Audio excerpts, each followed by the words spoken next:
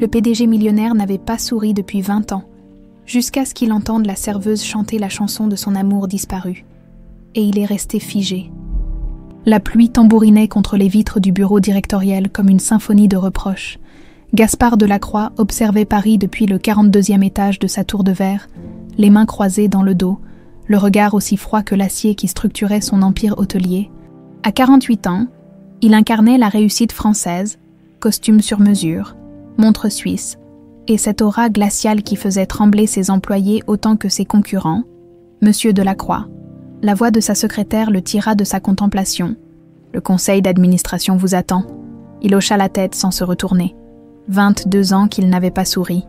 22 ans qu'il construisait ce mur de glace autour de son cœur, brique par brique, contrat par contrat. Les Delacroix Hotels and Resorts s'étendaient désormais sur 3 continents. Un monument à sa froide détermination. « Annulé », dit-il simplement. « J'ai un rendez-vous. » Un mensonge. Il n'avait jamais de rendez-vous personnel. L'ascenseur l'emmena vers le parking souterrain, où l'attendait sa Bentley noire. Son chauffeur, Éric, un homme discret qui travaillait pour lui depuis 15 ans, ne posa aucune question quand Gaspard lui demanda de rouler sans destination précise. Ils sillonnèrent les boulevards parisiens pendant 1 heure, la pluie transformant la ville en aquarelle floue. « Arrêtez-vous là !» ordonna soudain Gaspard, en apercevant une petite enseigne au néon. « Café Nostalgia !» Éric fronça les sourcils. Son patron ne fréquentait que les établissements étoilés au Michelin. « Vous voulez que j'attende, monsieur ?»« Non. Rentrez !» Le café contrastait violemment avec l'univers habituel de Gaspard. Murs de briques exposés, table dépareillée, parfum de café mélangé à celui des cigarettes.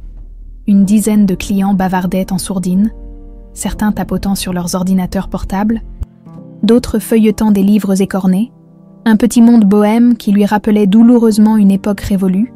Il s'installa dans un coin sombre, commandant un expresso qu'il ne toucherait pas. Sur l'estrade minuscule, une guitare attendait sous un projecteur fatigué. L'ambiance était si différente des salons feutrés de ces hôtels qu'il se demanda ce qui l'avait poussée à entrer. Puis elle apparut. La jeune femme monta sur scène avec une grâce naturelle, ses cheveux châtains cascadant sur ses épaules. Elle portait une robe simple, noire, qui épousait ses formes sans vulgarité. 24 ans, peut-être 25, jolie, sans être spectaculaire, mais quand elle prit la guitare et ouvrit la bouche, luna de miel, mi-corazon, le monde de Gaspard bascula.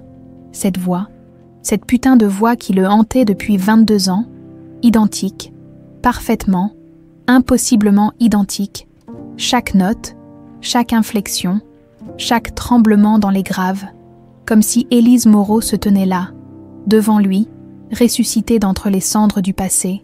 Ses mains se mirent à trembler. Son cœur, ce muscle qu'il croyait mort, se remit à battre avec une violence douloureuse. Les images affluèrent, impitoyables. Élise a 19 ans, radieuse dans sa robe de fiançailles blanche. Élise lui chantant cette même chanson la veille de leur mariage. Élise, 8 mai 2002, 23h47. Le téléphone avait sonné dans leur appartement du 7e arrondissement. Gaspard préparait sa valise pour leur lune de miel aux Seychelles, quand la voix brisée du père d'Élise avait crachoté dans le combiné. « Il y a eu un incendie. Elle est... Il avait couru comme un fou à travers Paris, ses pieds nus glissant sur l'asphalte mouillé. Quand il était arrivé rue de la Pompe, la maison n'était plus qu'un brasier orange qui dévorait le ciel nocturne. Les pompiers l'avaient retenu, mais il avait vu les flammes danser dans les fenêtres de la chambre d'Élise. Il avait entendu les poutres s'effondrer comme des os qui se brisent.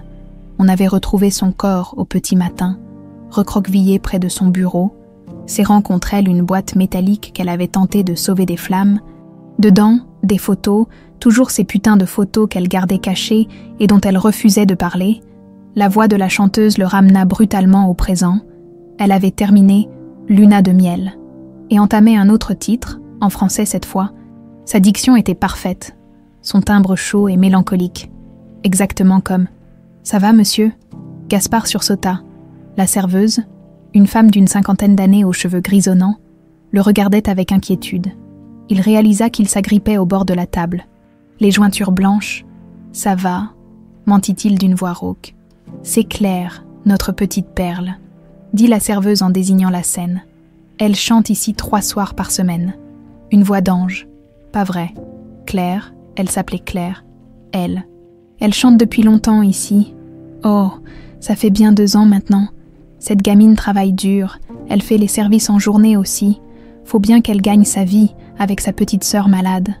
La serveuse continua à babiller, mais Gaspard n'écoutait plus. Claire terminait son set sous les applaudissements nourris du petit public.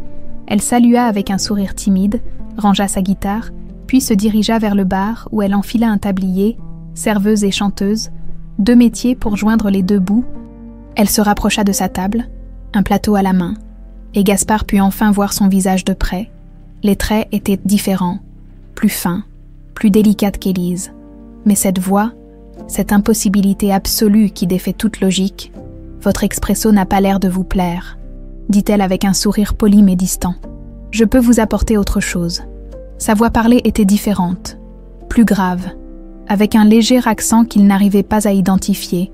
Mais quand elle chantait, non, c'est parfait, réussit-il à articuler.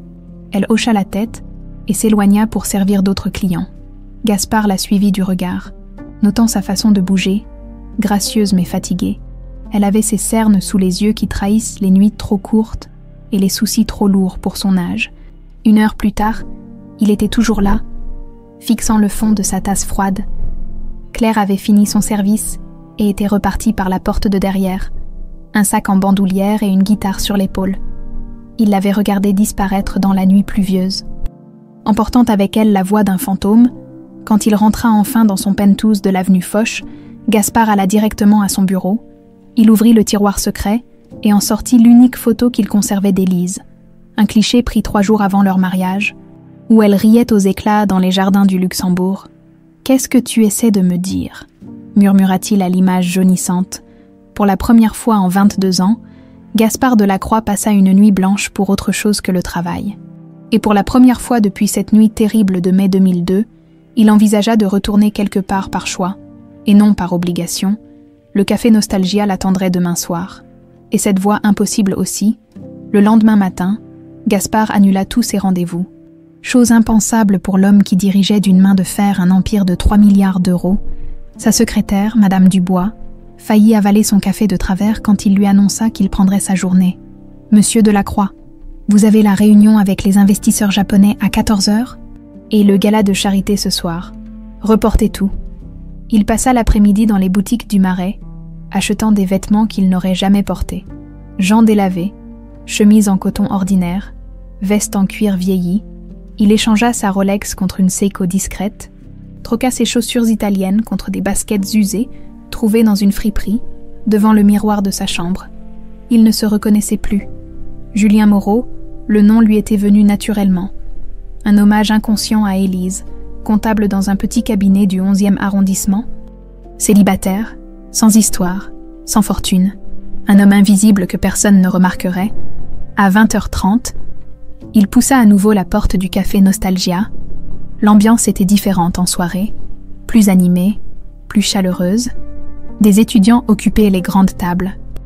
Des couples se murmuraient des secrets dans les alcôves, et quelques habitués lisèrent le journal en sirotant leur bière.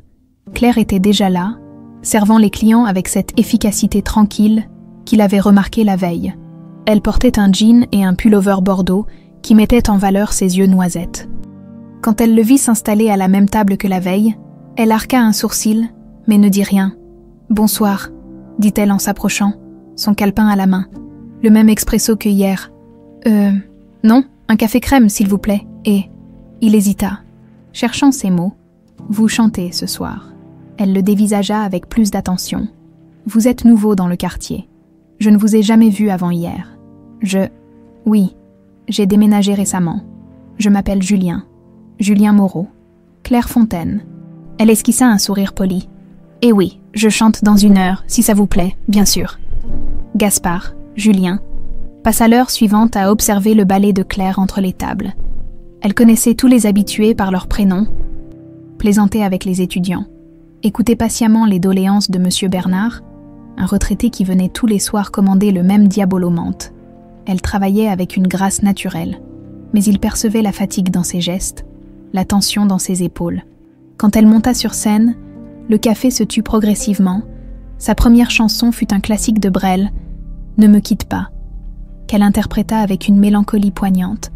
Puis elle enchaîna avec du Édith Piaf, du Barbara, quelques reprises en anglais. Sa voix emplissait l'espace modeste comme une caresse. Mais ce fut quand elle reprit « Luna de miel » que Gaspard sentit son monde vaciller à nouveau. Cette fois, il était préparé, mais l'émotion le frappa avec la même violence, dans l'obscurité relative du café. Il ferma les yeux et se laissa porter par cette voix fantôme. Élise lui avait chanté cette chanson pour la première fois dans sa petite chambre de bonne, rue Mouffetard. Elle avait 19 ans, lui 26. Ils se connaissaient depuis 3 mois à peine. Mais il savait déjà qu'il l'épouserait. Elle était si différente des autres femmes qu'il fréquentait. Naturelle, spontanée, rieuse, quand elle chantait, allongée nue contre lui, ses cheveux blonds étalés sur l'oreiller. « Monsieur » Gaspard ouvrit les yeux. Claire se tenait devant sa table, un sourire inquiet aux lèvres. Autour d'eux, les clients applaudissaient encore. « Ça va ? Vous aviez l'air ailleurs. Excusez-moi votre voix.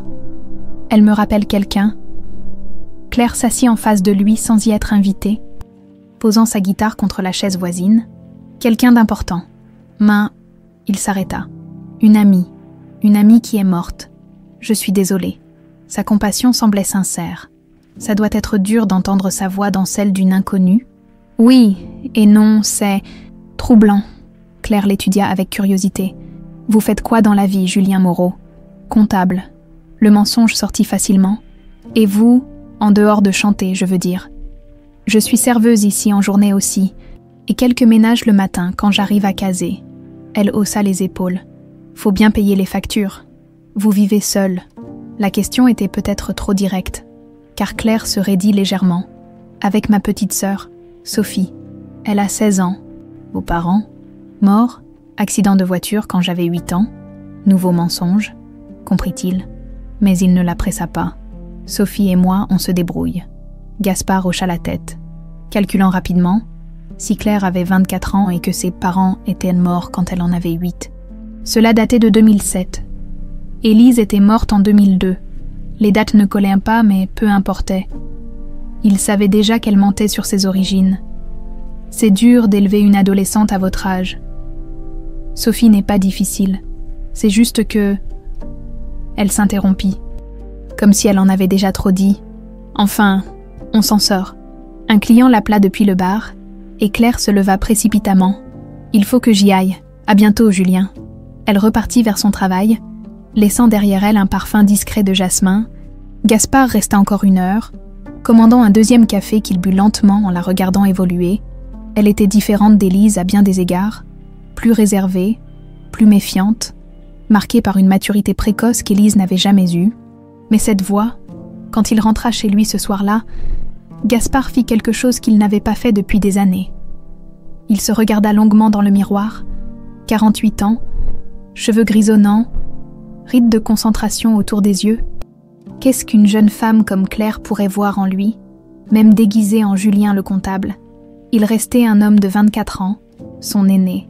Le lendemain soir, il revint, et le surlendemain aussi, petit à petit, Claire se détendit en sa présence.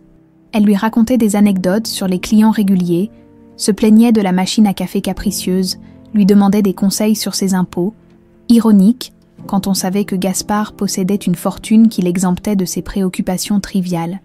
Au bout d'1 semaine, elle accepta qu'il reste après la fermeture pour l'aider à ranger les chaises. C'est là, dans l'intimité du café endormi, qu'elle se confia un peu plus. « Sophie est malade », dit-elle un soir en éteignant les lumières. « Leucémie. Elle suit un traitement à l'hôpital Saint-Louis. » Gaspard sentit quelque chose se serrer dans sa poitrine. « C'est grave. Ça peut se soigner. Mais c'est long. Et cher. Très cher. » Claire enfila son manteau, évitant son regard. L'assurance couvre une partie.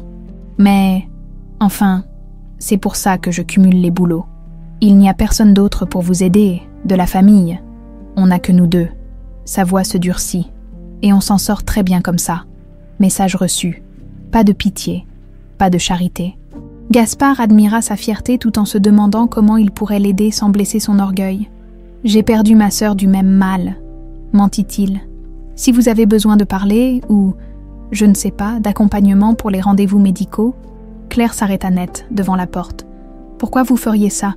Vous me connaissez à peine. Parce que... Gaspard chercha une réponse qui ne trahirait pas ses véritables motivations. Parce que j'aurais aimé que quelqu'un fasse la même chose pour ma sœur. Dans la pénombre de la rue, il vit Claire l'observer avec attention, puis elle hocha lentement la tête. « D'accord, mais juste accompagner. Je n'ai besoin de rien d'autre. » Bien sûr. Ils se séparèrent devant l'arrêt de bus, Claire partant vers le 19e arrondissement, Gaspard feignant de prendre la direction opposée. Dès qu'elle eut disparu, il appela Eric pour qu'il vienne le chercher. Dans la Bentley, il contempla les lumières de Paris qui défilaient, pour la première fois depuis 22 ans. Il avait hâte d'être au lendemain, pas pour un contrat à signer ou une acquisition à finaliser, mais pour revoir une jeune femme qui portait en elle la voix de son passé. Il ne savait pas encore si c'était de l'amour ou de l'obsession. La frontière entre les deux lui avait toujours semblé floue. Le rendez-vous médical était fixé à 14h à l'hôpital Saint-Louis. Gaspard attendait Claire devant l'entrée principale depuis 15 minutes, quand il la vit arriver en courant, les joues rouges d'avoir pris le métro en urgence. « Désolée, halta-t-elle. Le service du matin s'est éternisé. Un client a renversé du café sur sa chemise et... » Elle s'interrompit pour reprendre son souffle. « Enfin, on y va. » Gaspard la suivit dans les couloirs aseptisés de l'hôpital. Observant discrètement sa nervosité croissante, elle se mordillait la lèvre inférieure, un tic qu'il avait remarqué quand elle était anxieuse. Ses mains tremblèrent légèrement en feuilletant le dossier médical de Sophie. « Service d'hématologie. »« 3e étage », murmura-t-elle en consultant les panneaux directionnels.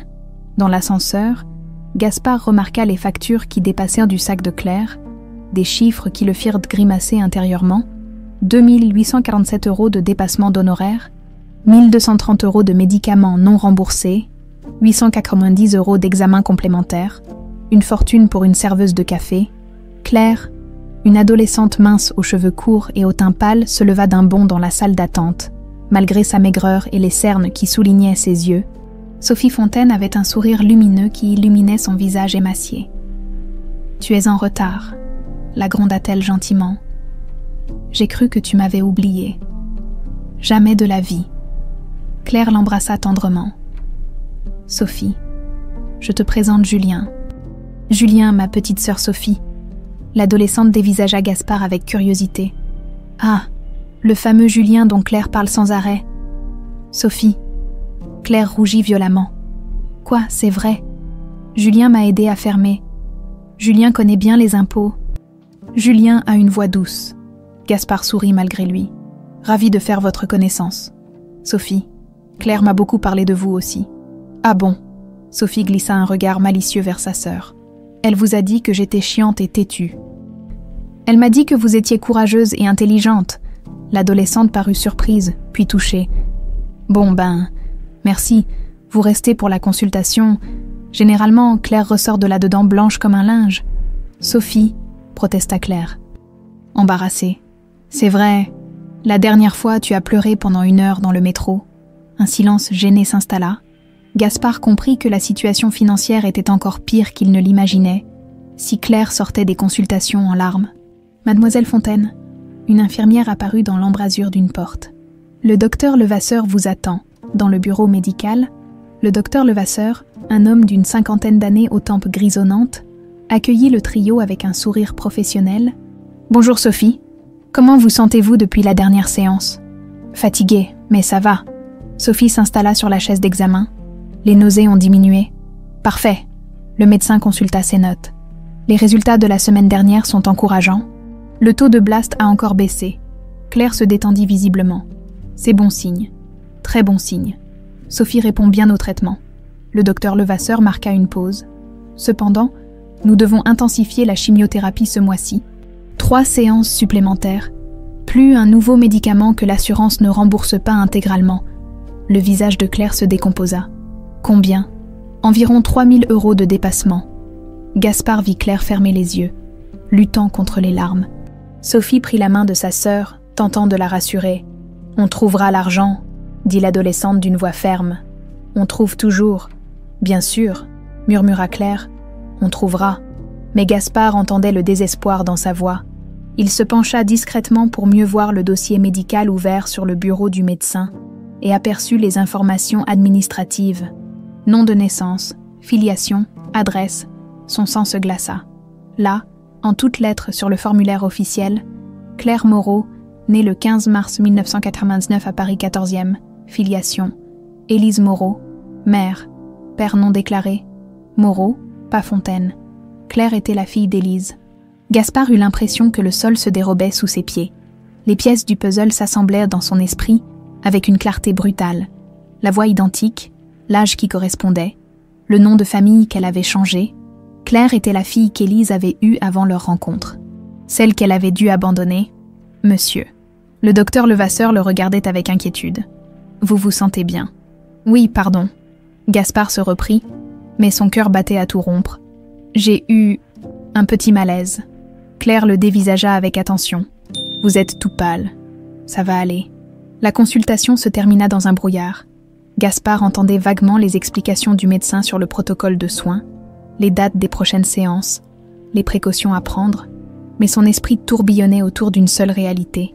La femme qu'il aimait 22 ans plus tôt avait eu une fille, et cette fille se tenait maintenant devant lui, dans le couloir de l'hôpital.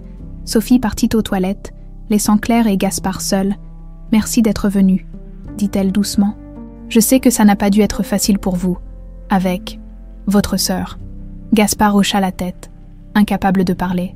Claire était si jeune quand Élise était morte. 5 ans à peine. Elle n'avait probablement aucun souvenir de sa mère biologique. Les 3000 €. Commença-t-il. On se débrouillera. Claire releva le menton avec cette fierté qui l'admirait. Je vais demander des heures supplémentaires au café. Peut-être faire quelques ménages de plus. Et si ça ne suffit pas? Ça suffira. Ça doit suffire. Sophie revint, interrompant leur conversation, sur le chemin de la sortie. L'adolescente questionna Gaspard avec cette curiosité directe propre à son âge. « Vous travaillez dans quoi déjà ?»« Comptabilité. »« Ça doit être rasoir. » Sophie grimaça. « Moi, je veux être vétérinaire, soigner les animaux, c'est plus rigolo que les comptes. » Sophie étudie très bien, intervint Claire avec fierté. Mention très bien au brevet, première de sa classe en sciences. « Quand je serai guérie, bien sûr, » ajouta Sophie avec un pragmatisme déconcertant. Difficile de reprendre les cours avec la chimio, mais Claire dit que l'éducation, c'est ce qu'il y a de plus important. Elle a raison. Ils se séparèrent devant l'hôpital. Sophie embrassa chaleureusement Gaspard. Le remerciant de s'être inquiété pour elle, Claire fut plus réservée, mais son sourire était sincère. « À ce soir ?» demanda-t-elle. « Bien sûr, à ce soir. » Une fois seul, Gaspard appela immédiatement son banquier privé. « Bernard, c'est Gaspard. J'ai besoin d'un virement anonyme, 3000 € sur le compte de l'hôpital Saint-Louis, service d'hématologie, pour les soins de Sophie Fontaine. » Anonyme comment? Disons, une donation d'un bienfaiteur qui souhaite garder l'anonymat. Vous trouverez bien une formule. Bien sûr, monsieur Delacroix, ce sera fait dans l'heure. Gaspard raccrocha et resta immobile au milieu du trottoir, bousculé par les passants pressés. Sa vie venait de basculer pour la 2e fois. La première, c'était quand Élise était morte. La seconde, c'était en découvrant qu'elle lui avait laissé un cadeau. Sa fille, une fille qui portait sa voix, mais qui avait grandi sans elle. Une fille qui se battait pour sauver sa sœur adoptive avec un courage qui lui rappelait douloureusement celui d'Élise. Une fille qui s'appelait Claire et qui ne savait pas que l'homme qui l'aidait avait aimé sa mère plus que sa propre vie. Ce soir-là, au café Nostalgia, Gaspard observa Claire avec des yeux nouveaux. Chaque geste, chaque expression prenait une signification différente. Quand elle chanta « La vie en rose », il y entendit l'écho d'Élise, mais aussi quelque chose d'unique, de personnel. Claire n'était pas Élise, elle était elle-même, forgée par ses propres épreuves, ses propres choix. Et pour la première fois depuis des semaines, Gaspard se demanda s'il tombait amoureux de cette jeune femme pour qui elle était vraiment, ou simplement parce qu'elle était la fille de la femme qu'il avait perdue. La réponse à cette question l'effrayait plus que tout. Gaspard ne dormit pas de la nuit. Les révélations de l'après-midi tournaient en boucle dans son esprit comme un disque rayé. Claire Moreau, la fille d'Élise. Cette réalité bouleversait tout ce qu'il croyait savoir sur la femme qu'il avait aimée. Élise avait eu un enfant avant leur rencontre, Un enfant qu'elle avait dû abandonner, qu'elle n'avait jamais mentionné pendant leurs 2 années ensemble. Pourquoi ce silence? Et surtout, ces photos mystérieuses qu'elle serrait contre elle quand elle était morte. Étaient-ce des photos de Claire? À 6 heures du matin, Gaspard abandonna tout espoir de sommeil. Il s'habilla et se rendit dans son bureau privé, celui de son Penthouse, pas celui de la tour de la Croix. Là, dans le silence feutré de l'aube parisienne, il ouvrit son carnet d'adresses et composa un numéro qu'il n'avait pas utilisé depuis des années. « Allô ?» La voix était rauque, ensommeillée. « Marcus, c'est Gaspard Delacroix. » Un silence, puis un sifflement admiratif. « Putain, Gaspard, ça fait quoi? 10 ans. » Marcus Dubois était le meilleur détective privé de Paris. Ancien flic devenu indépendant, il avait aidé Gaspard à résoudre quelques affaires délicates dans le passé. Espionnage industriel, vérification d'antécédents pour des partenaires commerciaux douteux, un homme discret et efficace. « J'ai besoin de tes services, Marcus. » À 6 heures du matin, ça doit être important, très important et très confidentiel. Comme d'habitude, Marcus semblait maintenant parfaitement réveillé. « Tu veux qu'on se voie? » « Non, pas tout de suite. Je veux d'abord que tu fasses des recherches sur quelqu'un. Élise Moreau, née en 1983, morte dans un incendie le 8 mai 2002, rue de la Pompe. Ta fiancée? » Marcus baissa la voix. « Je me souviens de cette histoire. Tragique. Oui. Eh bien, il semblerait que je ne connaissais pas tout de sa vie. Je veux que tu retrouves tout ce que tu peux sur elle. Avant notre rencontre, particulièrement tout ce qui concerne une grossesse en 1998 ou 1999. Tu penses qu'elle a eu un gosse? J'en suis sûre. Une fille, Claire Moreau, née le 15 mars 1999. Adoptée. Maintenant, elle s'appelle Fontaine. » Marcus griffonna quelques notes. « Tu veux que je creuse l'adoption aussi? Tout. Qui sont les parents adoptifs? Pourquoi Élise a dû abandonner sa fille? Qui est le père? Tout. Ça va prendre du temps et coûter cher. L'argent n'est pas un problème. Le temps non plus. Mais je veux de la discrétion absolue. Personne ne doit savoir que je m'intéresse à cette histoire. Compris. Je t'appelle dès que j'ai du concret. » Gaspard raccrocha et se servit un whisky, 7 heures du matin, mais il s'en fichait. Il avait besoin de quelque chose pour calmer ses nerfs. Le reste de la journée passa dans un brouillard. Réunions, coups de téléphone, décisions à prendre. Gaspard accomplissait ses tâches en pilote automatique. Son esprit ailleurs, Madame Dubois remarqua son état d'esprit et n'osa pas le déranger plus que nécessaire. À 19 heures, il était de retour au café Nostalgia, transformé en Julien le comptable. Claire lui sourit en le voyant s'installer à sa table habituelle. « Vous avez l'air fatigué ce soir », dit-elle en lui apportant son café crème. « Journée difficile au bureau. »« Ah, les joies de la comptabilité !» Elle s'assit en face de lui. Le café était calme, seulement 3 autres clients. « Au fait, j'ai eu une bonne nouvelle aujourd'hui. » Gaspard leva les yeux, intrigué. « Vraiment? L'hôpital a appelé. Un bienfaiteur anonyme a payé les 3 000 € de dépassement pour Sophie. » Ses yeux brillaient de joie et de soulagement. « Vous vous rendez compte? 3 000 €. Sophie va pouvoir commencer son nouveau traitement dès la semaine prochaine. » Gaspard eut du mal à dissimuler sa satisfaction. « C'est fantastique. » « Vous avez une idée de qui ça peut être? » « Aucune. L'hôpital n'a pas voulu me dire. Secret médical et tout ça. Mais cette personne nous a sauvé la vie. Littéralement. » Claire essuya discrètement une larme. « Je ne sais même pas comment la remercier. » Peut-être que cette personne ne veut pas être remerciée. Peut-être qu'elle est juste heureuse de pouvoir aider. Claire hocha la tête. « Oui, sans doute. Il y a encore des gens bien dans ce monde. Si tu savais, pensa Gaspard, si tu savais qui je suis vraiment, tu ne dirais peut-être pas la même chose. » Le téléphone de Gaspard vibra, un message de Marcus. « Appelle-moi, urgent. »« Excusez-moi, » dit-il à Claire. « Je dois prendre cet appel. » Il sortit du café et rappela immédiatement le détective. « Alors, j'ai quelque chose, et c'est gros, Gaspard, vraiment gros. Je t'écoute. » Élise Moreau est tombée enceinte à 17 ans. Le père, Marcus, marqua une pause dramatique. Philippe Armand. Gaspard sentit son sang se glacer. Philippe Armand, le sénateur. En personne, à l'époque, il était député, fils d'une famille influente de la politique. Élise était femme de ménage chez ses parents. Putain, ça se corse. Quand la famille Armand a découvert la grossesse, ils ont fait pression sur Élise pour qu'elle abandonne l'enfant. Ils ont même payé pour qu'elle se taise et disparaisse de leur vie. Gaspard ferma les yeux. Il imaginait Élise, si jeune, si vulnérable, forcée d'abandonner son bébé pour protéger la carrière politique d'un homme qui l'avait utilisé. Et l'adoption.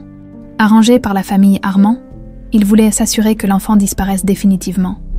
Claire a été placée dans une famille d'accueil, les Fontaines, dans le 19e, mais voilà où ça devient intéressant. Quoi? Élise a gardé le contact. Discrètement, elle venait voir sa fille de temps en temps, se faisait passer pour une tante éloignée. Les Fontaines pensaient que c'était une parente de la vraie mère. Et en 2002, c'est là que ça devient vraiment intéressant. La voix de Marcus se fit plus grave. J'ai retrouvé des témoins. Élise avait pris un avocat quelques semaines avant sa mort. Elle voulait récupérer la garde de sa fille. Gaspard sentit son cœur s'emballer. Récupérer la garde. Oui, elle avait maintenant un travail stable, un fiancé qui pouvait la soutenir financièrement. Marcus marqua une pause. C'était toi, Gaspard. Elle comptait t'épouser et récupérer sa fille. Les jambes de Gaspard se dérobèrent. Il s'appuya contre le mur du café, luttant contre le vertige. Élise voulait récupérer Claire. Elle comptait sur leur mariage pour reconstituer sa famille. Il y a autre chose, continua Marcus. L'incendie. Quoi, l'incendie? J'ai parlé à l'enquêteur de l'époque. Officiellement, c'était accidentel. Mais il avait des doutes. L'origine du feu était bizarre, comme si quelqu'un avait voulu que ça ressemble à un accident. Je pense que Philippe Armand avait beaucoup à perdre si Élise récupérait sa fille et révélait sa paternité, un sénateur qui a mis enceinte sa femme de ménage mineur, puis l'a forcée à abandonner l'enfant. Ça aurait fait un beau scandale. Gaspard n'arrivait plus à respirer. Élise n'était pas morte par accident. Elle avait été assassinée pour protéger la carrière de Philippe Armand. Marcus, je continue à creuser, mais sois prudent, Gaspard. Si j'ai raison, on parle d'un homme qui a déjà tué une fois pour protéger ses secrets. Gaspard raccrocha et resta immobile sur le trottoir, assailli par un mélange de rage et de chagrin. Élise était morte parce qu'elle voulait récupérer sa fille, parce qu'elle l'aimait assez pour vouloir partager avec lui son secret, le plus douloureux. Et lui qui n'avait rien su, rien compris, qui avait vécu 22 ans en ignorant que la femme qu'il aimait était morte en se battant pour son enfant. Quand il retourna dans le café, Claire chantait sur scène « Ne me quitte pas » de Brel, cette chanson déchirante sur l'amour perdu. Sa voix tremblait légèrement, comme si elle ressentait chaque mot. Gaspard s'assit et l'écouta, les yeux fermés. Dans cette voix, il entendait maintenant autre chose que l'écho d'Élise. Il entendait la douleur d'une fille qui avait grandi sans sa mère, qui s'était battue pour survivre, qui protégeait sa sœur adoptive avec la même détermination qu'Élise avait mise à vouloir la récupérer. Claire n'était pas seulement la fille d'Élise, elle était l'héritage vivant de son courage, de sa force, de son amour. Et quelque part à Paris, Philippe Armand continuait sa carrière politique, ignorant que sa victime avait une fille qui lui ressemblait et qui portait en elle la voix de la femme qui l'avait fait assassiner. Mais plus pour longtemps, les semaines suivantes prirent une cadence particulière. Chaque soir, Gaspard retrouvait Claire au café Nostalgia, glissant progressivement de simple habitué à confident privilégié. Elle avait commencé à lui raconter ses journées, ses inquiétudes pour Sophie, ses petites victoires quotidiennes.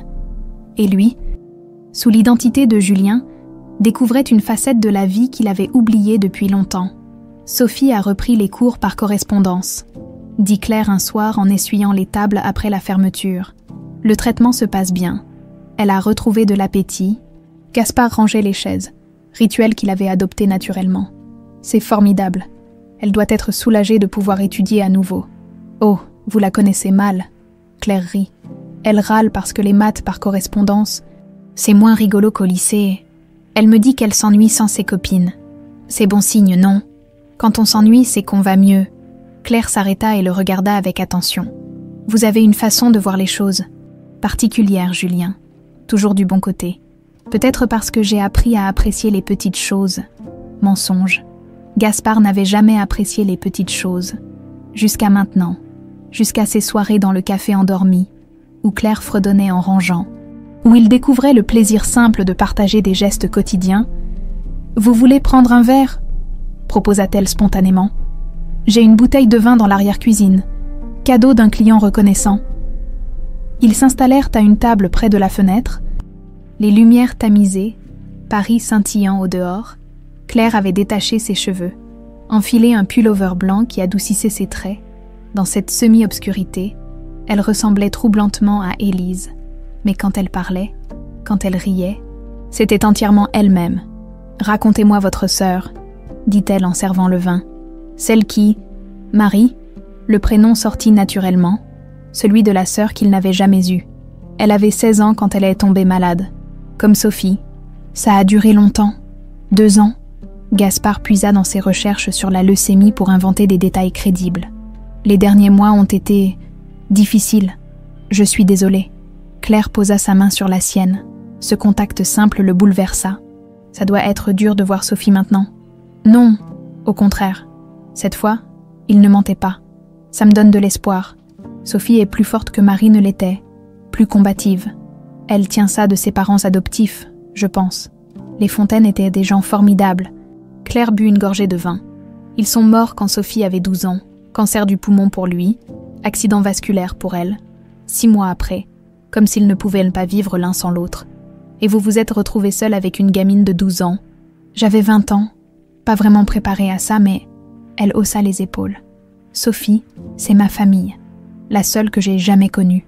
Si tu savais, pensa Gaspard, si tu savais que ta vraie mère t'aimait assez pour mourir en tentant de te récupérer, vous ne vous souvenez pas de vos vrais parents. Claire secoua la tête. J'étais trop petite, parfois. J'ai l'impression de me rappeler une femme qui chantait, mais c'est sûrement mon imagination. Le cœur de Gaspard se serra. Claire se souvenait d'Élise, inconsciemment, mais elle se souvenait. Cette femme, elle chantait quoi? C'est flou. Une berceuse, je crois, en espagnol. Claire fronça les sourcils, cherchant dans sa mémoire. Luna de miel, quelque chose comme ça. C'est pour ça que vous chantez cette chanson. Peut-être. Son visage s'éclaira. Vous savez, c'est bizarre, mais depuis quelques semaines, j'ai l'impression que ma voix a changé. Plus grave, plus mélancolique, comme si elle mûrissait. Gaspard la contemplait, fasciné. Claire évoluait, se transformait sous ses yeux. Était-ce l'amélioration de l'état de Sophie qui la libérait de certaines tensions, ou autre chose? Julien, elle le regardait avec curiosité. Vous avez l'air troublé. Votre voix me fait penser à quelqu'un. Votre ami décédé? Oui. Un silence confortable s'installa entre eux. Dehors, Paris s'endormait lentement. Dans l'intimité du café, ils étaient seuls au monde. Puis-je vous demander comment elle est morte? Gaspard hésita. Un incendie? Mon Dieu! Claire pâlit. C'est horrible. Vous étiez proches. Nous devions nous marier. Oh Julien! Elle resserra sa main sur la sienne. Je suis tellement désolée. Il y avait tant de compassion dans sa voix, tant de sincérité. Gaspard eut envie de tout lui dire. Qui il était vraiment, qui elle était, ce qu'ils représentaient l'un pour l'autre. Mais il ne pouvait pas encore. Et vous? Dit-il pour changer de sujet. Jamais eu envie de vous marier, de fonder une famille. Claire rit amèrement. Avec quel temps et quel argent Sophie passe avant tout, et puis... Elle baissa les yeux. Je n'ai jamais rencontré quelqu'un qui comprenne vraiment ma situation. Quelqu'un qui accepte que Sophie fasse partie du package. Exactement. Les hommes veulent une femme disponible, pas une femme avec une adolescente malade sur les bras. Leur perte. Claire le dévisagea, surprise par la sincérité de sa réponse. Vous pensez vraiment ça? Complètement. Sophie fait de vous qui vous êtes. Votre générosité, votre force, tout ça vient de votre amour pour elle. Un homme qui ne le comprend pas ne vous mérite pas. Quelque chose changea dans le regard de Claire, une intensité nouvelle, une vulnérabilité qu'elle laissait rarement paraître. Julien? Oui. Pourquoi vous êtes si gentil avec moi, avec nous? La question le prit au dépourvu. Parce que tu es la fille de la femme que j'ai aimée. Parce que je me sens coupable de ne pas avoir su la sauver. Parce que ton courage me rappelle le sien. Ou parce que, tout simplement, il tombait amoureux de Claire pour elle-même. Parce que vous le méritez. dit-il finalement. Elle se pencha vers lui, et l'espace d'un instant, il crut qu'elle allait l'embrasser.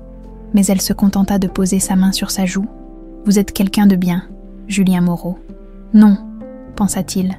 Si j'étais quelqu'un de bien, je ne te mentirais pas sur tout. » Cette nuit-là, ils restèrent jusqu'à 3 heures du matin à parler, de tout et de rien, des livres qu'elle aimait, des voyages qu'elle rêvait de faire, de la musique qui la touchait.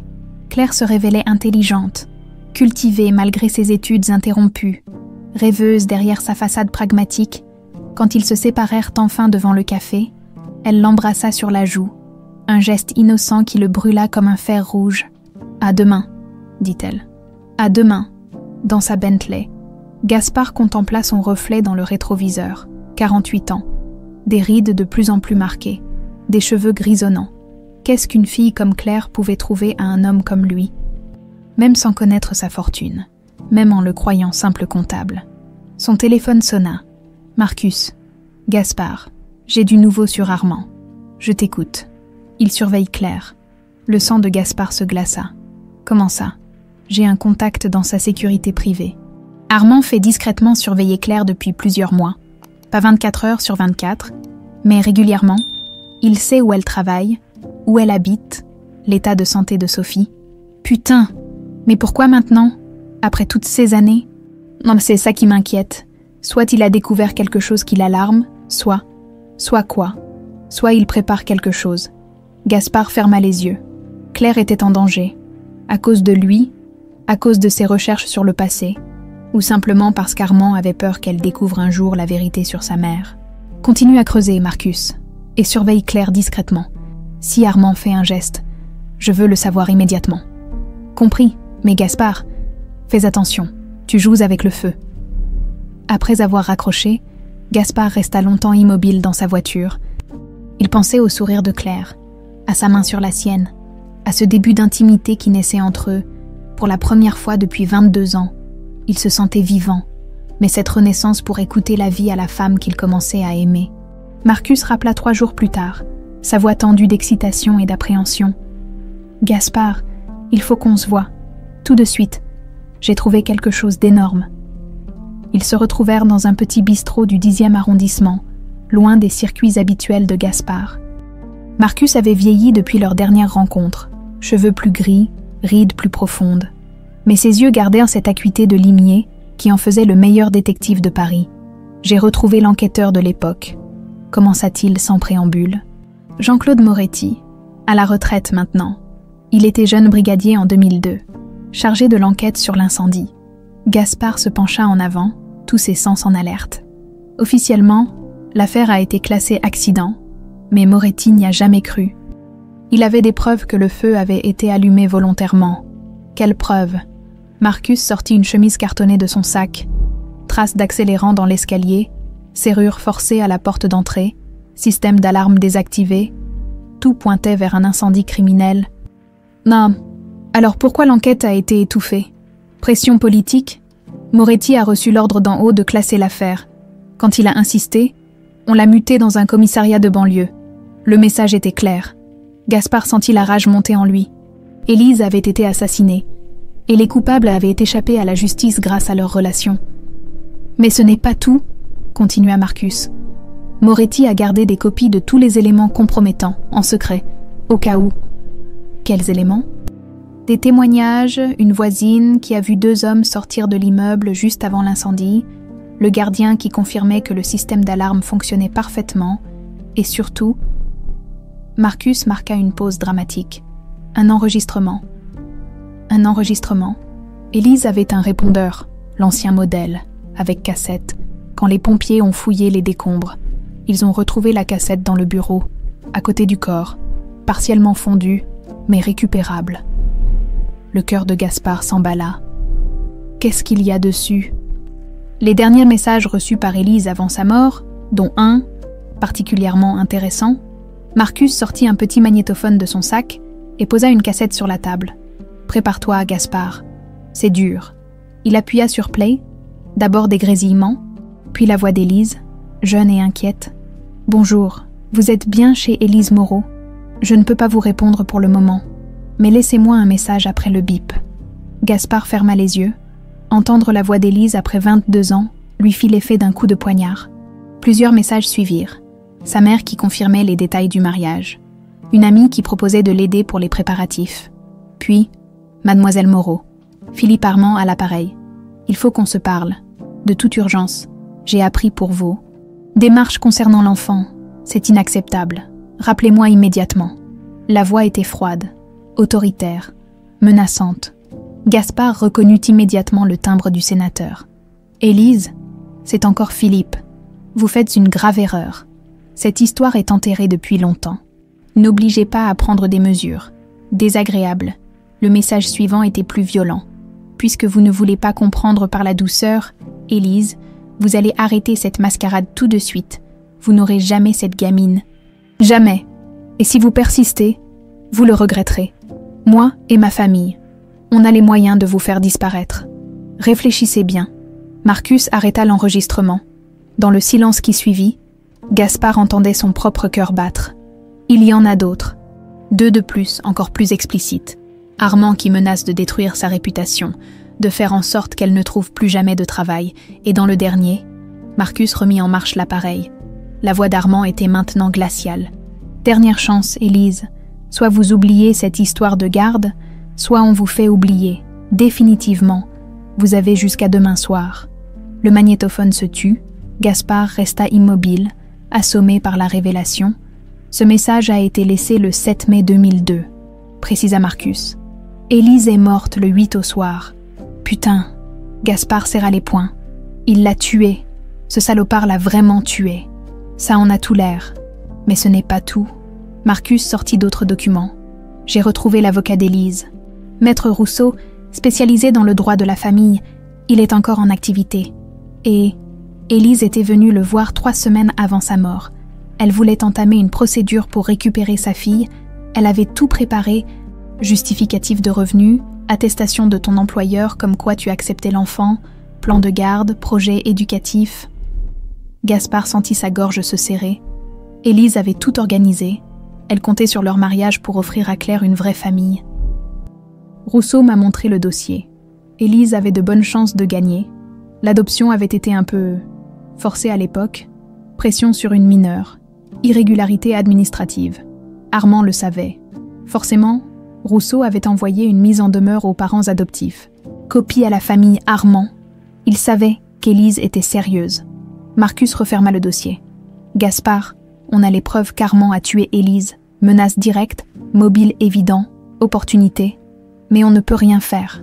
Comment ça, on ne peut rien faire? Les preuves ont 22 ans. Moretti a pris sa retraite. La plupart des témoins sont morts ou introuvables. Et surtout, Armand est maintenant sénateur, membre de plusieurs commissions importantes. Il a des protections. Gaspard se leva brusquement, renversant sa chaise. Je m'en fous de ces protections. Cette ordure a tué la femme que j'aimais. Baisse le ton, siffla Marcus en regardant autour d'eux. Tu veux qu'on nous entende? Gaspard se rassit, mais la rage bouillonnait en lui. Pendant 22 ans, il avait cru qu'Élise était morte par accident. Pendant 22 ans, son assassin avait continué sa carrière tranquillement. Il faut que je récupère ces enregistrements. Impossible. Moretti les garde précieusement. C'est sa police d'assurance. Si Armand apprend qu'il les a, alors qu'est-ce qu'on fait? On laisse ce salaud s'en tirer. Marcus réfléchit un moment. Il y a peut-être un moyen, mais c'est risqué. Dis-moi, on pourrait tendre un piège à Armand, le faire parler, enregistrer ses aveux. Comment? À travers Claire?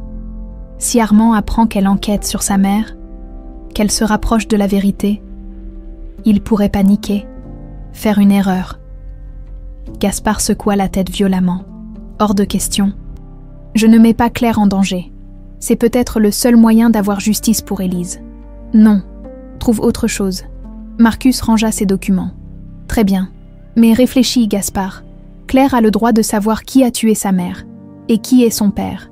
Après le départ de Marcus, Gaspard resta seul dans le bistrot, accablé par les révélations. Élise était morte parce qu'elle l'aimait assez pour vouloir partager avec lui son secret le plus précieux. Sa fille, elle était morte parce qu'elle avait eu le courage de se battre pour récupérer Claire. Et lui, pendant ce temps, il préparait leur lune de miel aux Seychelles. inconscient du danger qui la menaçait.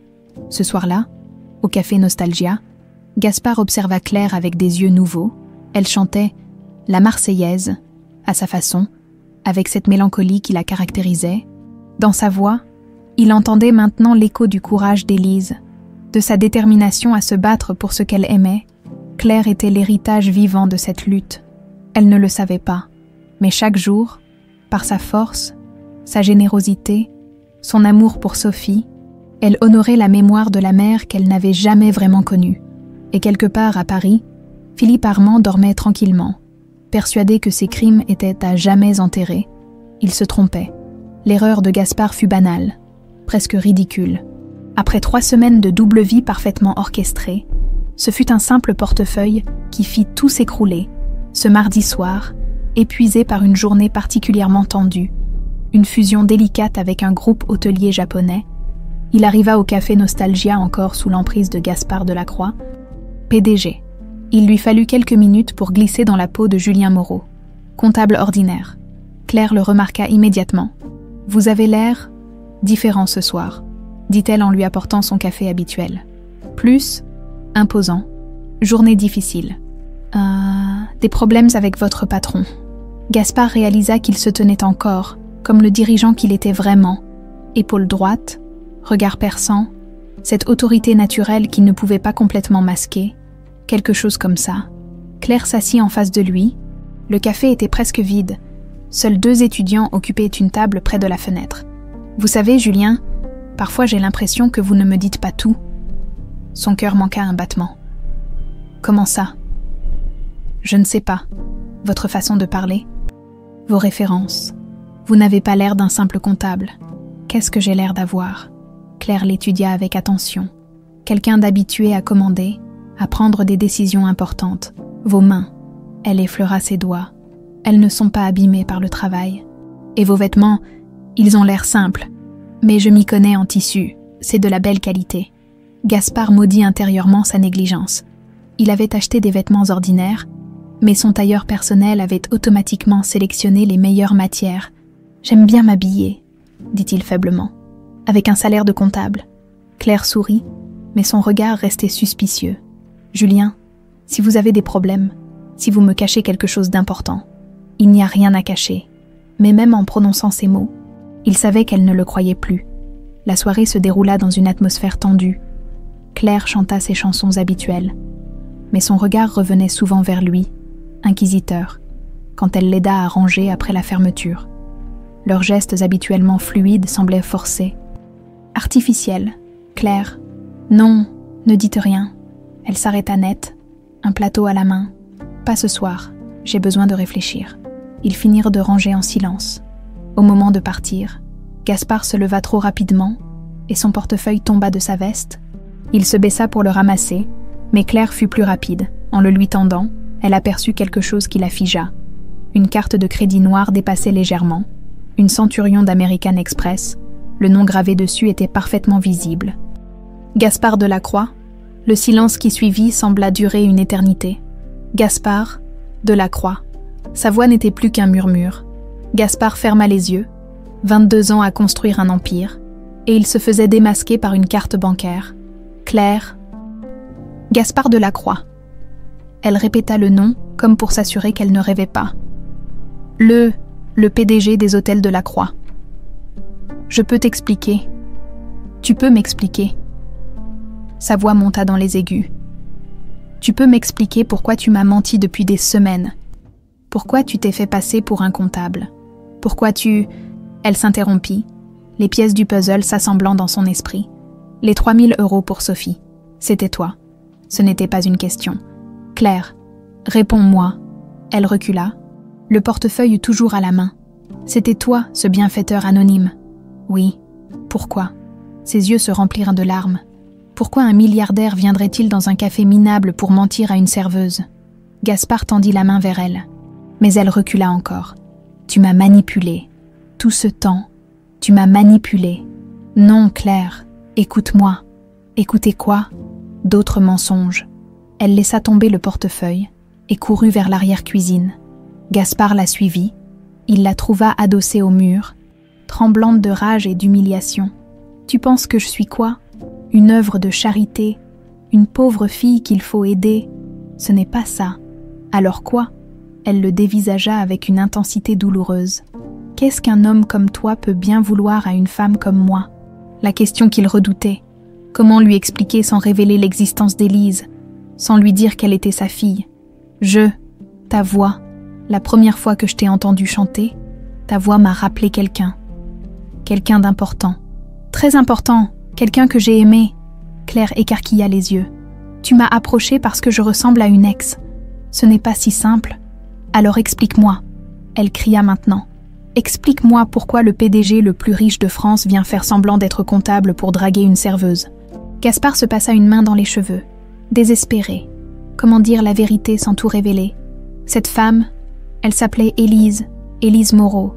Le nom frappa Claire comme une gifle. Elle se figea, le visage livide. Qu'est-ce que tu as dit? Élise Moreau. Elle est morte il y a 22 ans. Et quand je t'ai entendu chanter, Claire s'effondra contre le mur. Élise Moreau. Mais c'est mon nom de naissance, avant l'adoption. Silence. Tu as connu ma mère. La question était si directe, si innocente, que Gaspard ne put mentir. Oui, je l'ai connue. Comment? Nous étions... Il hésita. Nous devions nous marier. Claire le fixait maintenant avec une expression indéchiffrable. Tu étais le fiancé de ma mère. Oui, et tu ne me l'as jamais dit. Sa voix se brisa. Pendant toutes ces semaines, tu savais qui j'étais, et tu ne m'as rien dit. Je ne savais pas comment. Tu ne savais pas comment. Elle explosa. Tu ne savais pas comment dire à une fille que tu as connu sa mère, que tu étais avec elle quand elle est morte. Claire, s'il te plaît. Non. Elle se dirigea vers la sortie. Non, ne dis plus rien. Je ne veux plus t'entendre. Attends. Mais elle était déjà partie, claquant la porte derrière elle. Gaspard resta seul dans l'arrière-cuisine, entouré par l'odeur de café froid et de détergent. Tout s'écroulait, des semaines de rapprochement patient, de confiance construite geste par geste. Anéanti en quelques minutes, son téléphone sonna. « Marcus, Gaspard, on a un problème. Armand vient d'être informé de votre relation avec Claire. Comment tu sais ça? Mon contact dans sa sécurité. Il y a eu une réunion d'urgence ce soir. Armand sait que vous vous fréquentez. Il pense que vous enquêtez sur le passé. » Gaspard sentit la panique le gagner. Il va faire quoi? Je ne sais pas, mais il a parlé de résoudre le problème définitivement. Putain! Gaspard se dirigea vers la sortie du café. Il faut que je retrouve Claire. Elle est en danger. Gaspard, attendez. Mais il avait déjà raccroché et courait dans la rue, cherchant désespérément une silhouette familière dans la nuit parisienne. Quelque part dans l'ombre, des hommes d'Armand se mettaient en route, et Claire, bouleversée par les révélations de la soirée, rentrait chez elle sans se douter qu'elle était suivie. L'étau se resserrait. 22 ans après la mort d'Élise, l'histoire semblait vouloir se répéter. Mais cette fois, Gaspard ne laisserait pas Philippe Armand détruire une autre vie. Cette fois, il se battrait. Le lendemain matin, Gaspard ne dormit pas. Il passa la nuit à arpenter son penthouse, téléphonant à Marcus toutes les heures pour avoir des nouvelles de Claire. Elle était rentrée chez elle saine et sauve, mais n'était pas ressortie depuis. Les hommes d'Armand surveillaient son immeuble. À 7 heures, son avocat personnel, Maître Bertrand, arriva avec les documents demandés en urgence. Copie certifiée des enregistrements de Moretti, témoignages écrits, analyse technique de l'incendie, tout ce qui pouvait incriminer Philippe Armand. « Vous êtes sûr de vouloir faire ça, Gaspard ?» demanda Bertrand en feuilletant le dossier. « Armand ne se laissera pas faire, il a des appuis partout. Justement, c'est pour ça qu'il faut frapper fort et vite. Et si ça se retourne contre vous, votre empire, mon empire ne vaut rien si je ne peux pas protéger les gens que j'aime. » À 10 heures, Gaspard convoqua une conférence de presse extraordinaire, chose inhabituelle pour un homme qui évitait les médias. L'annonce fit sensation. Tous les grands journaux français se pressèrent dans la salle de conférence de la Tour de la Croix. « Mesdames et messieurs, » commença Gaspard face aux caméras. « Je vous ai réunis aujourd'hui pour révéler une vérité qui a été étouffée pendant 22 ans. » Un murmure parcourut l'assemblée. Les journalistes sortirent leurs bloc-notes, pressentant le scoop du siècle. En mai 2002, Élise Moreau, ma fiancée, est morte dans un incendie criminel. Officiellement, l'enquête a conclu à un accident, Officieusement, la vérité a été cachée pour protéger un homme politique influent. Gaspard fit un signe à son assistant, qui distribua des dossiers aux journalistes. Philippe Armand, aujourd'hui sénateur, était le père biologique de la fille d'Élise. Née hors mariage quand elle était mineure, en 2002, Élise tentait de récupérer la garde de cet enfant, Armand l'a menacé, puis fait assassiner pour protéger sa carrière. L'explosion fut immédiate. Flash, questions criées, téléphone qui sonnait. Gaspard leva la main pour réclamer le silence. Vous trouverez dans ces dossiers toutes les preuves. Enregistrement des menaces d'Armand, témoignages étouffés, analyse technique prouvant l'origine criminelle de l'incendie. Il fit jouer l'un des messages laissés par Armand sur le répondeur d'Élise. Dans la salle, le silence était total. La voix glaciale du sénateur résonnait de façon sinistre. Dernière chance, Élise. Soit vous oubliez cette histoire de garde, soit on vous fait oublier, définitivement. Quand l'enregistrement se tut, les journalistes explosèrent. Questions fusant de partout, caméras braquées sur Gaspard, téléphone qui grésillait déjà pour transmettre l'information. Monsieur Delacroix, pourquoi révéler ça maintenant? Parce que j'ai découvert que la fille d'Élise est toujours en vie, et qu'Armand la menace aujourd'hui comme il a menacé sa mère. Qui est cette fille? Je ne révélerai pas son identité pour sa protection, mais je dis ici publiquement, si quoi que ce soit lui arrive, Philippe Armand en sera responsable. Les questions continuaient de fuser. Gaspard répondit calmement, méthodiquement, déballant 22 ans de silence et de mensonges. À chaque révélation, il voyait les visages des journalistes se décomposer. Cette histoire avait tout pour faire la une pendant des semaines. Une dernière chose, dit-il en conclusion. J'ai porté plainte ce matin contre Philippe Armand pour assassinat, menace de mort et corruption. La justice fera son travail. Il quitta la salle sous un déluge de questions. Dans son bureau, Madame Dubois l'attendait, livide. Monsieur Delacroix, le téléphone n'arrête pas de sonner. Tous les médias européens veulent vous parler. Et, elle hésita. Le cabinet d'Armand a appelé. Il veut vous voir, immédiatement. Qu'il aille se faire foutre. Gaspard alluma la télévision. Toutes les chaînes d'information diffusaient déjà la nouvelle. Scandale politique, un sénateur accusé de meurtre par le milliardaire Delacroix. Les enregistrements passaient en boucle, accompagnés de photos d'Élise jeune et souriante. Son téléphone personnel sonna. Marcus, Gaspard, qu'est-ce que tu fous? Tu viens de déclarer la guerre à Armand. C'était nécessaire. Où est Claire? Toujours chez elle. Mais les hommes d'Armande ont disparu. Ça m'inquiète. Va la voir. Assure-toi qu'elle va bien. J'y vais. Mais Gaspard, fais attention. Armand est capable de tout maintenant. L'après-midi, l'affaire prit une ampleur nationale. L'Élysée publia un communiqué se désolidarisant d'Armand. Le Sénat ouvrait une commission d'enquête. La presse internationale reprenait l'histoire. Gaspard regardait les informations quand Éric, son chauffeur, entra précipitamment. « Monsieur, Armand, il s'est enfui. »« Comment ça ?»« Il a quitté Paris ce matin, direction l'aéroport de Roissy. Mon contact à la police dit qu'il a tenté de prendre un vol pour Genève, mais qu'il a été intercepté. » Gaspard sourit grimement. Armand paniquait. « Parfait. Il est en garde à vue. »« Pas encore. Ses avocats ont réussi à négocier un délai, mais ça ne va pas durer. » Et Claire, Marcus est avec elle. Elle va bien, mais elle refuse de vous parler. Le soir tombait quand Marcus rappela, la voix tendue. « Gaspard, on a un problème. Armand a échappé à la surveillance. Comment c'est possible? Ses avocats ont organisé une diversion, pendant qu'il était officiellement en consultation juridique. Il a filé par une sortie de service, la police le cherche partout. » Gaspard sentit son sang se glacer. « Et Claire, elle n'est plus chez elle, j'ai forcé la porte. L'appartement est vide, il y a des signes de lutte. Putain !» Gaspard se leva d'un bond. Il l'a enlevé. Ça en a l'air, Gaspard, qu'est-ce qu'on fait? On le retrouve, contacte tous tes informateurs, retourne l'underground parisien s'il le faut. Armand ne peut pas avoir disparu sans laisser de traces. Et Sophie? Quoi? Sophie. Elle n'était pas dans l'appartement non plus. Soit elle était à l'hôpital, soit Armand les a prises toutes les deux. Gaspard raccrocha et composa immédiatement le numéro du directeur de l'hôpital Saint-Louis. Docteur Martin, Gaspard Delacroix, Sophie Fontaine, service hématologie. Elle est chez vous. Non, monsieur Delacroix. Sa sœur est venue la chercher cet après-midi pour un rendez-vous médical, disait-elle. Mais c'était bizarre. Bizarre comment? Sophie avait l'air apeurée. Et la femme qui accompagnait sa sœur, elle ne ressemblait pas à une infirmière, plutôt à quelqu'un de louche. Gaspard ferma les yeux. Armand avait Claire et Sophie, deux innocentes qui payaient pour les crimes du passé. Son téléphone sonna. Numéro inconnu. Allô, Monsieur Delacroix. La voix était froide, hautaine. Philippe Armand. Ordure. Où sont-elles? En sécurité, pour l'instant. Armand semblait parfaitement calme. Vous avez fait une grave erreur ce matin.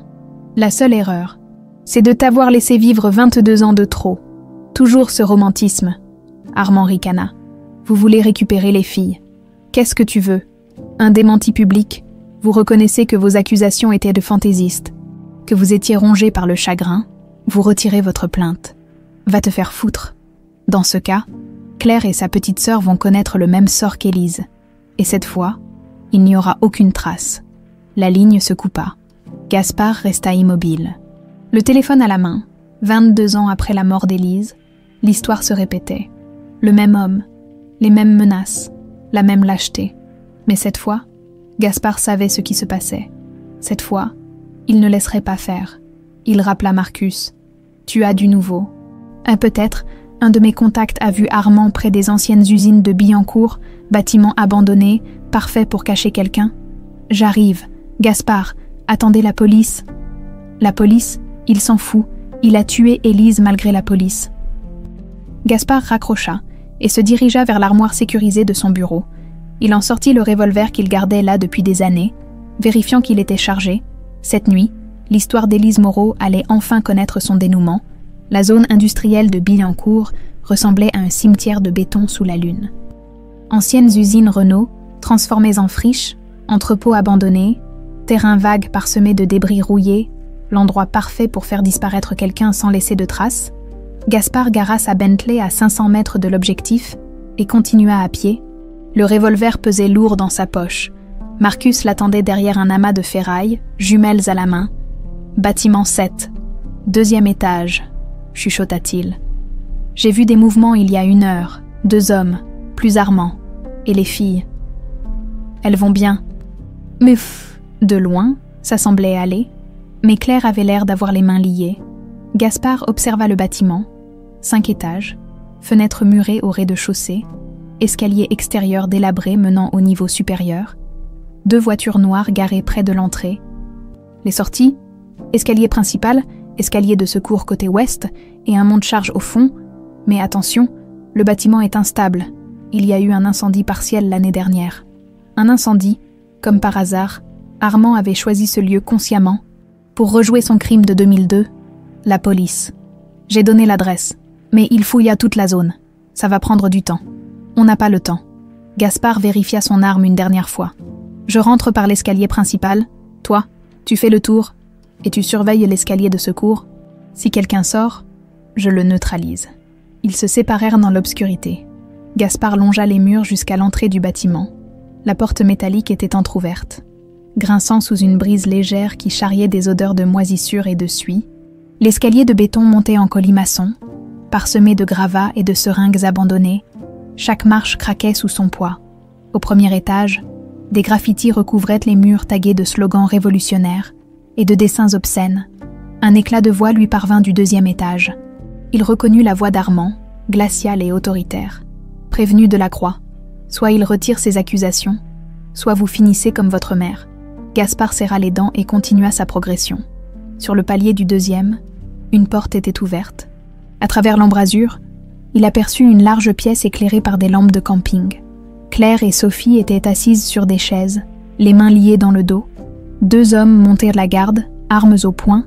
Philippe Armand se tenait debout face à elles. Impeccable dans son costume sombre, malgré les circonstances, à 63 ans, il avait gardé cette prestance qui impressionnait dans les hémicycles, mais son visage trahissait maintenant une cruauté froide.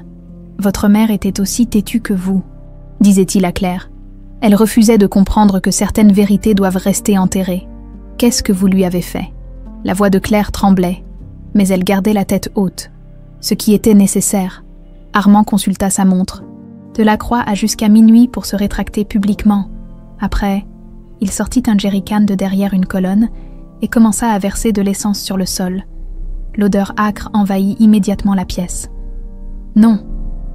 Sophie se débattit sur sa chaise. « Vous êtes fou, fou !» Armand sourit. « Je suis pragmatique. Un incendie dans une friche industrielle, 2 squatteuses qui fumaient, ça arrive tous les jours. » Gaspard ne pouvait plus attendre. Il fit irruption dans la pièce, arme au poing. « Lâchez-les !» Les 2 hommes de main se retournèrent. Mais Gaspard fut plus rapide. 2 coups de feu claquèrent. Les gardes s'effondrèrent, touchés aux jambes. Armand recula, le jerrycan à la main. « Tiens, tiens !» Le chevalier servant arrive. « Ah, c'est fini, Philippe. La police arrive. »« La police ?» Armand ricana. « J'ai des amis partout. Vous croyez vraiment qu'on va m'arrêter pour le témoignage d'un homme d'affaires en pleine dépression nerveuse ?» Il continua à verser l'essence, formant un cercle autour des chaises de Claire et Sophie. « Une balle de plus et j'allume tout !» menaça-t-il en sortant un briquet. « Vous voulez les sauver? Jetez votre arme !» Gaspard hésita. Armand était assez fou pour mettre ses menaces à exécution. « Julien !» Claire le regardait avec des yeux emplis de terreur et... autre chose. « Julien, je sais maintenant qui vous êtes vraiment, qui j'étais pour vous. » Claire. « Ma mère vous aimait, n'est-ce pas? Plus que sa propre vie. » Armand éclata de rire. Touchant, Élise était effectivement très sentimentale. Ça l'a tuée. Salaud. Gaspard fit un pas en avant. « Ah! Ah !» Armand agita le briquet. « Pas plus près, vous savez, Delacroix. Vous auriez pu épouser Élise et vivre heureux, mais non. Il fallait qu'elle veuille récupérer cette gamine, qu'elle menace de révéler ma paternité. »« Votre paternité ?» Claire écarquilla les yeux. « Surprise ?» Armand sourit cruellement. « Oui, ma petite, je suis ton père biologique. Ta mère était ma femme de ménage. Jolie, naïve, facile à séduire pour un jeune député ambitieux. Vous avez violé ma mère. Violé. » Armand haussa les épaules. Elle était consentante, jusqu'à ce qu'elle tombe enceinte et devienne encombrante. Claire sanglotait maintenant. La vérité s'abattant sur elle comme un coup près, Sophie essayait de la consoler malgré ses liens. « Quand elle a voulu te récupérer en 2002, » continua Armand, « j'ai tenté de la raisonner, mais elle était obstinée. Alors j'ai fait ce qu'il fallait. Mes hommes ont mis le feu à sa maison. Elle est morte en tentant de sauver des photos de toi. Pathétique, vraiment. » La rage explosa dans la poitrine de Gaspard. Enfoiré. Il se jeta en avant. Mais Armand était prêt. Le briquet s'alluma. La flamme lécha l'essence. Le feu se propagea instantanément, formant un mur entre Gaspard et les 2 femmes. « Maintenant, on va tous brûler ensemble !» hurla Armand. Comme ça, plus de témoins, plus de problèmes. La fumée envahissait déjà la pièce. Claire et Sophie toussaient. Tentant désespérément de libérer leurs mains, Gaspard cherchait un passage à travers les flammes. « Dégagez-moi ces cordes !» cria-t-il aux 2 blessés au sol. L'un d'eux, moins touché que l'autre, rampa vers Claire et coupa ses liens avec un couteau. Elle se précipita vers Sophie pour la libérer à son tour. Armand, réalisant que son plan échouait, tenta de fuir vers l'escalier de secours. Gaspard le poursuivit à travers la fumée de plus en plus épaisse. Dans le couloir, ils se jetèrent l'un sur l'autre. Armand était plus âgé, mais la haine décuplait ses forces. Ils roulèrent au sol, se battant pour le contrôle de l'arme. Le revolver partit. La balle se perdit dans le plafond. « Tu aurais dû laisser les morts tranquilles », gronda Armand en tentant d'étrangler Gaspard. « Et toi, tu aurais dû payer pour tes crimes. » Il luttait au bord de l'escalier. Les marches de béton béaient dans l'obscurité. Dangereuses, mortelles. Armand réussit à se dégager et courut vers la sortie. Gaspard le rattrapa sur le palier. Nouveau corps à corps, plus violent encore. Cette fois, c'est Armand qui dominait, ses mains serrées autour du cou de Gaspard. « Je vais te tuer, comme j'ai tué ta petite fiancée. » Dans un sursaut d'énergie, Gaspard se libéra et poussa Armand de toutes ses forces. Le sénateur bascula en arrière, ses bras battant l'air dans un geste dérisoire. Il tomba dans l'escalier, son corps heurtant violemment chaque marche. Le bruit sourd de l'impact final résonna dans la cage d'escalier. Silence. Gaspard se pencha. En bas, Philippe Armand gisait immobile, la nuque brisée, les yeux grands ouverts sur le néant. Justice était faite. Derrière lui, Claire et Sophie apparurent, couvertes de suie mais vivantes. L'incendie commençait à s'éteindre, faute d'aliments. « Il est mort », demanda Claire d'une voix blanche. « Oui, c'est fini. » Elle s'effondra dans ses bras, libérant enfin toute la tension accumulée. Sophie les rejoignit, et ils restèrent enlacés sur ce palier lugubre, rescapés d'un cauchemar de 22 ans, au loin. Les sirènes de police se rapprochaient. L'écho d'Élise pouvait enfin reposer en paix. 6 mois plus tard, le soleil d'avril filtrait à travers les vitraux de la chapelle Saint-Julien-le-Pauvre, projetant des arcs-en-ciel colorés sur les pierres centenaires.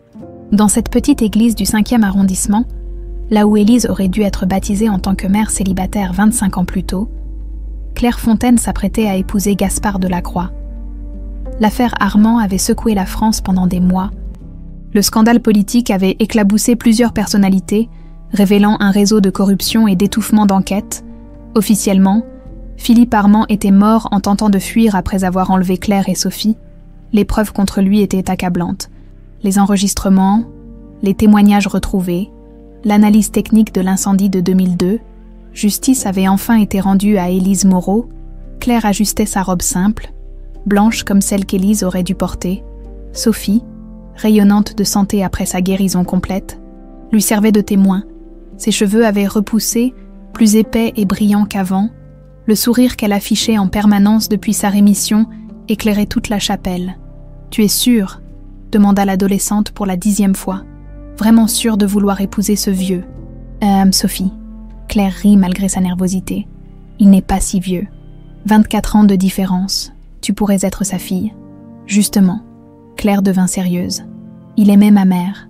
Il se bat pour la vérité. Il nous a sauvé la vie. Et surtout, je l'aime. Vraiment. Pas parce qu'il est riche, pas par reconnaissance.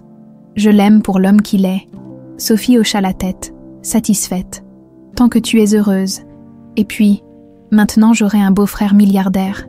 Je vais pouvoir lui emprunter ses voitures. » Sophie Fontaine. Je plaisante. L'adolescente embrassa sa sœur. Maman et papa Fontaine auraient été fiers de voir ça. Dehors, les cloches sonnèrent. Midi, l'heure était venue.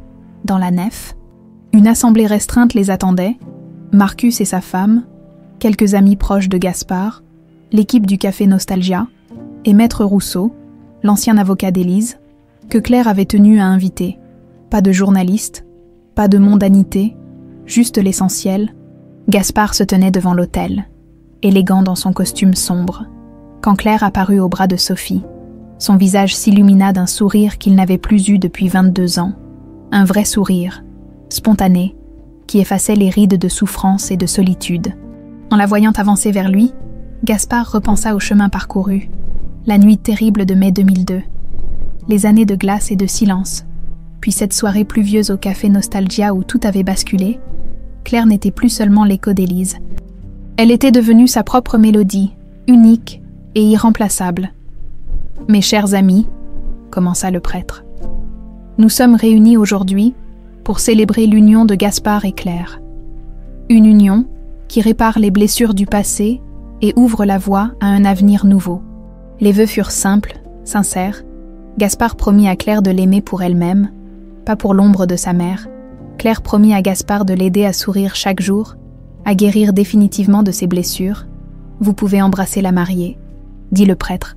Leur baiser fut doux, tendre, chargé de toutes les émotions accumulées depuis cette première nuit au café. Dans l'assistance, Sophie applaudissait bruyamment, les larmes aux yeux. Mais le moment le plus émouvant vint après la cérémonie officielle. Claire avait une surprise pour Gaspard. « J'aimerais chanter quelque chose », dit-elle en se dirigeant vers l'harmonium de la chapelle. Elle s'assit, posa ses mains sur les touches et commença à jouer. Les premières notes de Luna de miel s'élevèrent dans la nef silencieuse. Luna de miel mi corazón, noche de amor, dulce canción. Sa voix emplissait l'espace sacré, mais cette fois, Gaspard n'y entendait plus l'écho du passé. Il y entendait l'avenir.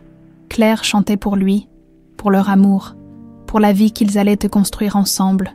Quand la chanson se termina, Gaspard avait les larmes aux yeux, pour la première fois depuis la mort d'Élise. Luna de miel ne lui faisait plus mal. Elle lui apportait la paix. « Merci », murmura-t-il en la prenant dans ses bras. « Non, c'est moi qui te remercie. Tu m'as rendu ma mère, tu m'as donné une famille. » Car c'était vrai.